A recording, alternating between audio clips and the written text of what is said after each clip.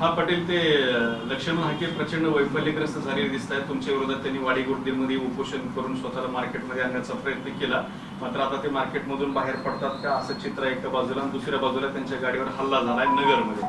काय सांगा? आमच्या पुढे सध्या शेतकऱ्याच्या अडीअडचणी महत्त्वाच्या आहेत. त्याच्यामुळं महाराष्ट्रातले मराठवाड्यातल्या सगळ्या मराठा सेवकांना सांगितलं आहे आम्ही, आणि मराठा सेवकांना विनंती पण आहे सगळ्या, की जिथं जिथं शेतकरी अडचणीत आहे तिथं तिथं त्यांच्या मदतीला जा. कोणाला पांघराच हातरात नसेल ते द्या, कोणाला कपडे नसतील तर द्या, कोणाला तेल मीठ या गोष्टी खाण्याच्या ते धान्य ते द्या. आपण हे छोटे छोटे कामं आपल्या शेतकऱ्यांसाठी करू. त्याच्यामुळे यांच्याकडे आम्हाला या स्टंटबाजी लोकांकडे लक्ष द्यायला वेळ नाही आहे. हे प्रसिद्धीसाठी गाड्या फोडून घेते आणि हल्ले करून घेते आणि दुसऱ्याचे नावं घेते. पण आम्हाला त्याच्यात वेळ नाही. इथं संकट शेतकऱ्यावर आणि त्या कामात आहे सध्या. पण काही तरुणांनी हल्ला केला आहे असं त्यांचं म्हणणं आहे. अद्याप तरी तरुण अज्ञात आहे, मात्र साहजिकच त्यांची सूय आरोपांची कुणाकडे वळू शकते हे माहिती आहे. नाही हो, मी सांगितलं तुम्हाला, एक तर मी आजारी आहे. त्या उपोषणामुळं हमेशा केलेल्या उपोषणामुळं शरीरात अनेक वेदना आहेत. त्याच्यामुळं ना मी आजारी, मी ॲडमिट. त्यामुळं मला बोलायला जास्तीचा हे होतं, परंतु मला ते लक्षच नाही द्यायचं ते असल्या लोकांकडे, आणि विचारू पण नका ते. हे असल्या बेकार लोकांकडं आम्हाला लक्ष द्यायला वेळ नाही आहे. गोरगरिबांचं शेतकरी आता इथं खूप संकटात आहे. त्या विषयात लक्ष देणं आमच्यासाठी खूप गरजेचं आहे. हे ठरवून काही प्लॅनिंग करून होत असेल का? त्या विषयात मी सांगितलं ना, हे असल्यांचं काही खरं नसतं.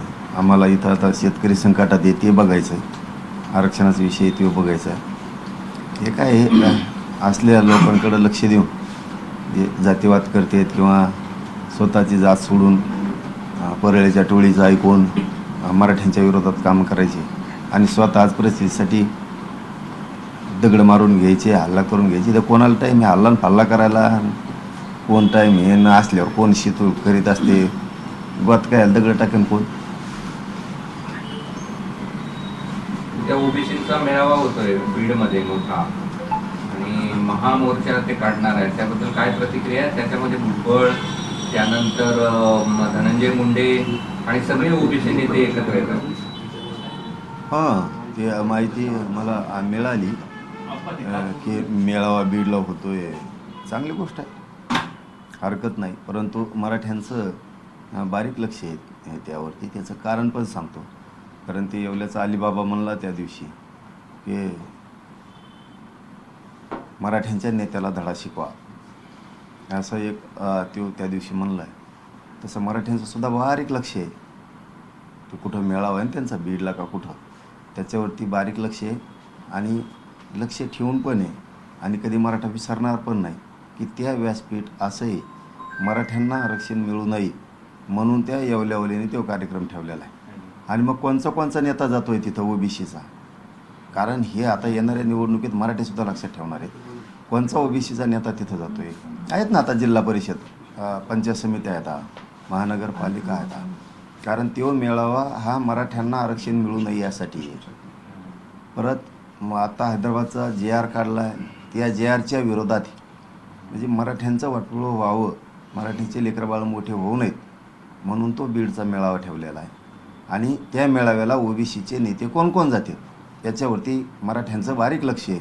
कारण पुढं आम्हाला लक्षात येईल की हा नेता आमच्या मतावर निवडून येतो, आता परत जिल्हा परिषद पंचायत समितीला येणार आहे, तो आमच्या विरोधात त्या मेळाव्याला जातो. मग बीडमधले नेते असो ओबीसीतले किंवा महाराष्ट्रातले असो, याच्यावरती बारीक मराठ्यांचं लक्ष आहे आणि ठेवणं आम्हाला गरजेचं आहे. मग तो मराठ्यांना आरक्षण मिळू नये म्हणून जर बीडला मेळावा होणार असला आणि त्याच्यात बीड जिल्ह्यातले ओबीसीचे नेते किंवा महाराष्ट्रातले ओबीसी नेते जर जाणार असले तर ह्यो मराठ्यांसाठी खूप सावध होण्याचा विषय आहे. जो ओबीसीचा नेता बीड जिल्ह्यातला असो किंवा मराठवाड्यातला असो त्या व्यासपीठावर जाईल, त्याचा अर्थ असा की त्याला वाटतं मराठ्यांना आरक्षण मिळू नये. त्याच्यामुळं तो कुणाला तिकीट देईल त्याच्यानंतर त्याच्यावरती सुद्धा मराठ्यांना बारीक लक्ष ठेवू नये की तुझा नेता आमच्या विरोधात मराठ्यांना आरक्षण मिळू नये म्हणून त्या अलिबाबाच्या येवल्याच्या व्यासपीठावर जातो.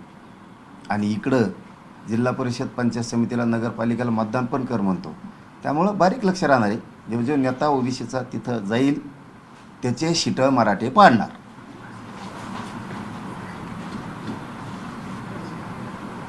पाटील धमकीवादा इशाराच म्हणायचं. त्यांनी नाही दिला का मग? ते येवल्यावल्यानं नाही दिला का? मी आधी दिला का? तेव्हा म्हणलं का नाही, जे जे मराठा आरक्षणाला मराठ्याचे नेते साथ देते त्यांना धडा शिकवा. अलिबाबा म्हणला येवल्याचा. मग आता उद्या बीडच्या मेळाव्यात त्यांच्या ओबीसीचे कोण कोण नेते जाते त्याच्यावर बारीक लक्ष आहे आमचं, बारीक लक्ष आहे. आणि कधीच मराठी विसरणार नाहीत, कारण आमचं GR मराठवाड्यासाठी काढला आहे. आरक्षणासाठी, लेकराबाळासाठी आम्ही लढतो गरिबांच्या. आणि त्यो मेळावे घेतो मराठ्यांना आरक्षण मिळू नये म्हणून. मग आम्ही लक्ष ठेवणारच ना. कोण ओबीसीचा बीड जिल्ह्यातला नेता त्या कार्यक्रमाला जातो, आणि जो ओबीसीचा नेता त्या कार्यक्रमाला जाईल त्याचे शिटं मराठ्यांचे लोक पाडणार, धडा शिकवणार त्यांना. हा मोर्चा मराठा आरक्षणाच्या विरोधात आहे, हे ठाम आहे का तुमचं म्हणणं? त्याचंच म्हणणं आहे, त्यानेच घेतला आहे. माझ्या म्हणण्याचा काय संबंध आहे? तेव्हाच म्हणतोय. नाही, मग असं आहे की तुम्ही म्हणता तिकडे कोण नेते गेल्यावर त्याच्यावर ठाम आहे. मग मराठा आंदोलनाला कोण नेते येतात त्यांनी ओबीसीवर लक्ष ठेवायचं आणि हेच करायचं का सगळ्यांनी? मग त्याला कळत नाही का? अक्कल नाही का त्याला? काय शेण खातो देऊ अलिबाबा? त्याला कळत नाही का? तेव्हा म्हणला आधी का मी म्हणलो? तेव्हा म्हणलं ना, जे मराठा आरक्षणाला नेते मराठीचे साथ देतील मला, त्यांना धडा शिकवा. मग आता तुझ्या मेळाव्यात ओबीसीचे नेते कोण कोण जातात याच्यावर बी आम्ही लक्ष ठेवतो. आणि मग आम्ही सुद्धा धडा शिकवतो ना. आहेतच आता जिल्हा परिषद, पंचायत समित्या, महानगरपालिका आहेत. जे जे ओबीसीचे नेते त्या व्यासपीठावर जातील, मराठी बारीक लक्ष ठेवणार आहेत कोण कोण गेला आहे, आणि त्याचे जिल्हा परिषद, पंचायत समितीची सीटं पाडणार आहे. कारण ती आम्हाला आरक्षण मिळू नये म्हणून मेळावा आहे. तिथं जर ओबीसीचा नेता जातो, म्हणजे बघा ना, बीड जिल्ह्यातल्या ओबीसीच्या नेत्याला मराठीचे मतं लागतात निवडून यायला, आणि आरक्षणाच्या टायमाला त्याच्या व्यासपीठावर जातात. म्हणजे काय आम्ही काय बोळ्यान दूध पितो का मराठी? बीड जिल्ह्यातले असो, मराठवाड्यातले असो किंवा महाराष्ट्रातले असो. म्हणजे तुम्ही इकडं विरोधात आमचं जाणार आरक्षण मिळू नये म्हणून, आणि मतदानाच्या दिवशी इकडं तुम्ही सीटं पण देणार निवडून द्या म्हणून. त्यामुळं बघू ना त्या व्यासपीठावर कोण जातं आहे. आणि जी ओबीसीचा बीड जिल्ह्यातला नेता त्या व्यासपीठावर जाईल त्याचे जिल्हा परिषद, पंचायत समितीला सीटा मराठी पाडणार, 100% पाडणार. आणि महाराष्ट्रातला ओबीसी नेता कोण त्या व्यासपीठावर जातो आहे, मग तो कोणत्या जातीचा आहे, त्यांनी दिलेली सीटं, मग तेव्हा राष्ट्रवादीचे असो, काँग्रेसचे असो, भाजप असो, शिवसेनेचे असो, त्यांनी दिलेली सीटं आम्ही 100% पाडणार. कारण आमच्या विरोधात जातो ना. तो जवळपास 50% कार्यक्रम येऊ अजितदादा पवार पुरस्कृत कार्यक्रम आहे. कारण अर्धे मंत्री त्याचेच आहेत. बघू आता कसं काय सीटं बी आमच्या विरोधात पाठवता का लोकाला आरक्षण मिळू नये म्हणून त्या मेळाव्याला. कोण कोण लोक पाठवतोय? गावागावातले बी मराठी लक्ष ठेवणार आहेत. कोणत्या कोणत्या जाती धर्माचे लोक जाती आहेत, काय काय करते, कसं कसं करते. मग निवडणुकीच्या टायमाला सुद्धा आपल्या विरोधात कोण कोण गेलं तर त्या नेत्याची सीटं पाडून टाकणार आम्ही. इकडं नाही जमत त्याला जायला येवल्यावाल्याला. धनगर बांधवाचं तिथं आंदोलन सुरू आहे.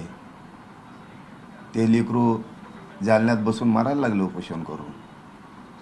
तिथं एसटीतलं आरक्षण द्या मला, त्याला वेळ नाही. इकडं बंजारा समाजाचं आंदोलन सुरू झालं, तिथं वेळ नाही त्याला. इकडं बरा जातो, फुकट जाती वापरून घेतो सगळ्या स्वार्थासाठी. बाकीच्याचं काही काम नाही असं आमचं म्हणणं आहे. अजितदादा पुरस्कृत कसा हो? आणि मग सगळे त्याच्यात लोक दाखवायला लागले त्या बोर्डावर. कोणाचे लोक आहेत? मराठे काय येडे आहेत का काय?